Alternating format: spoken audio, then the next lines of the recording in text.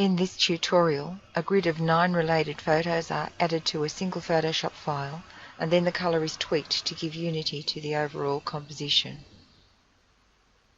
This is an example that has already been created in Photoshop, and you can see that it consists of multiple layers to begin with. Then there are lines that have been added, and finally effects that have been added so that these affect the overall appearance of the entire selection of images. Okay, so now we'll create a new one. So we go File, New, and what you have to do is make sure that your resolution is 150 and that your height and width are 30 centimeters. Now once you've got into here, you need to make sure that you have your rulers visible at the top and the side. So if they're not visible, you go View, Rulers, and make sure that that has a tick beside it. The next thing to do is to take your mouse, click it on the ruler, and then drag downwards. And as you drag downwards, you will see that a grid line has been created, and you stop it when you get to the 20 centimeter mark. And then you get to the 10 centimeter mark, and then you do it in the opposite direction at 10 centimeters and then at 20 centimeters. If your ruler is not in centimeters, you may go into Preferences, so you go Edit, Preferences, and then find Guides, Grids, Units and Rulers, and just change this top rulers menu to centimeters. It's already in centimeters, so that's okay. Another way of getting your guides in place is just to click on View, New Guide, and this menu appears. We want them at 10 centimeter intervals, and we can decide whether they're vertical or horizontal. So I'll put in a horizontal one, and then View, New Guide, and I'll put in a vertical one,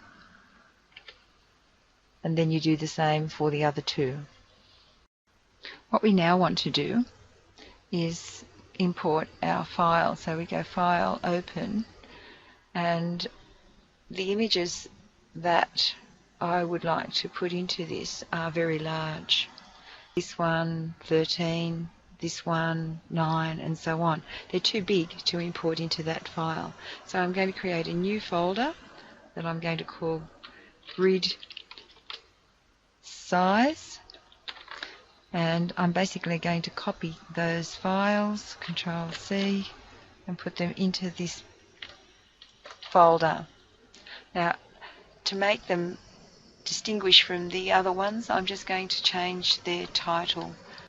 To do this, you click twice on the file so that it becomes modifiable, and then add it. You click outside, do it again, click it twice, put the V in, and then click outside. Back in Photoshop, I'm now going to import them. So File, Open, make sure it's the grid sized ones, and just open them all. We're going to use an action to resize them and make them smaller squares.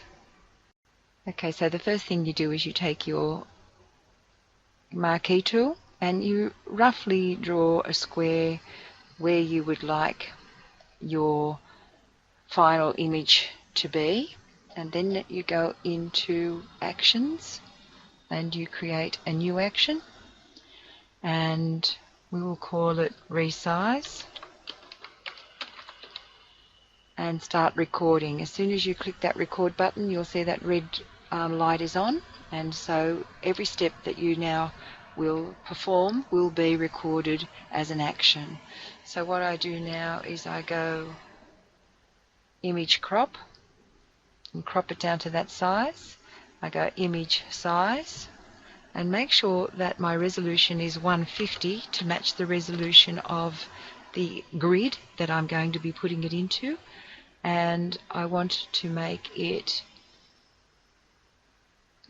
10 centimeters by 10 centimeters. Now, I didn't draw the grid exactly square, so you make sure that it doesn't go anything less than 10 centimeters. If it's larger than that, we can crop it off once it's on the grid.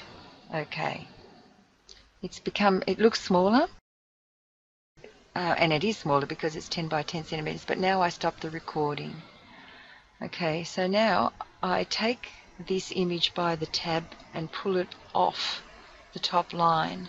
Open up my grid, and using the drag tool or the move tool, or I can press the letter V, I drag it onto the grid. And you can see that it fits into the area between my guides, and that 0.4 is just slightly too large on one side. You can also see that it is on a new layer above the original layer in the layers panel. So to crop it, I create a marquee outline. I press invert, so select invert or shift control I, and then just simply press the delete button, and I have now trimmed it. I can at this stage now with my move tool just move it to whichever section of the grid I would like to have it in. You will notice that you've got this line around the outside, the selection line. Just make sure you remove that, so go deselect to get rid of it.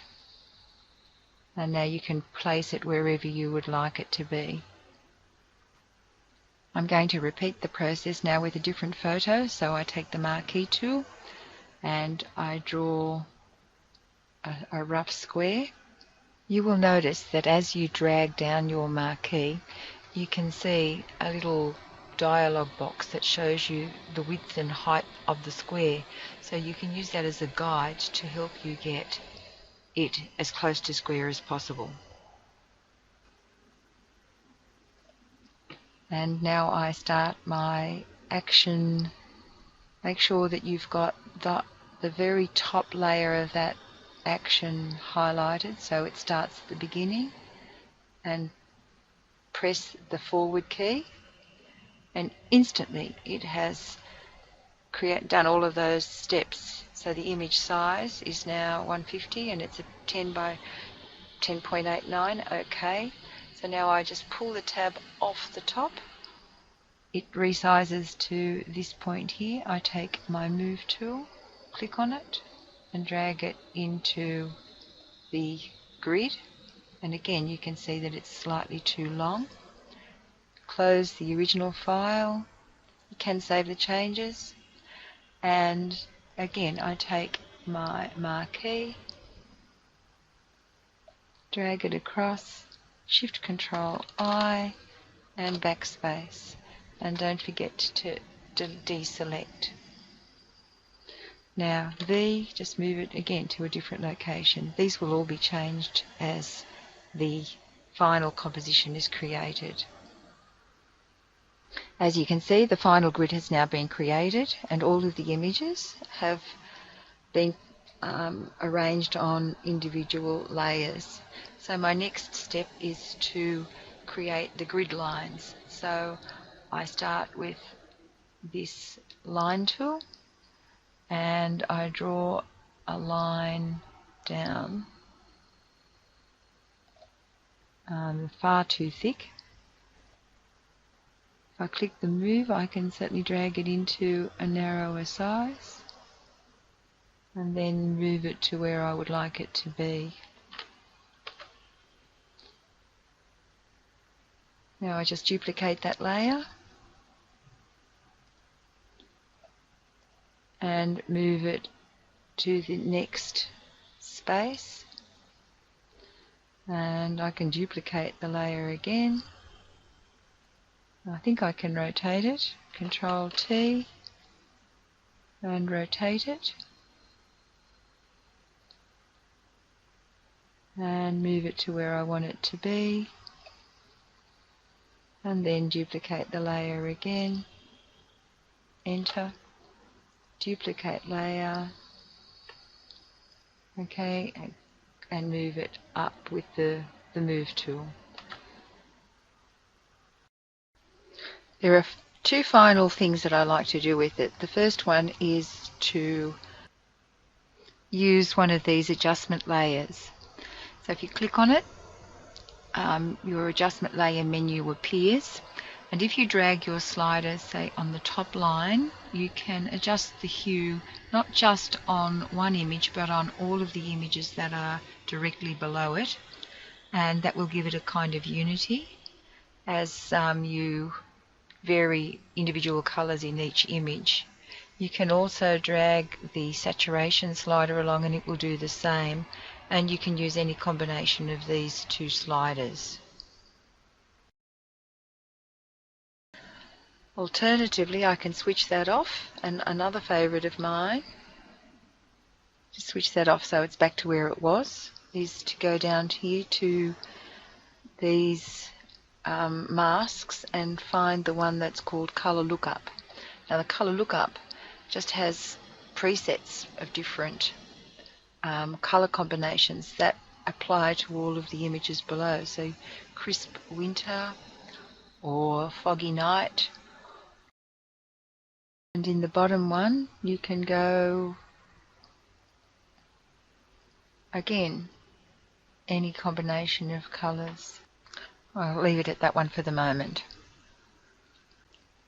The one that I finally have chosen is Late Sunset, and now what you can do is flatten your entire image, save it as a PSD for sure so that you can go back to it and modify it as many times as you like, but for publication, to hand in for marking, you just flatten your image, and that is a reasonable size. File, save as, and then save it as a JPEG and call it your name. And that will be forwarded to the teacher for marking.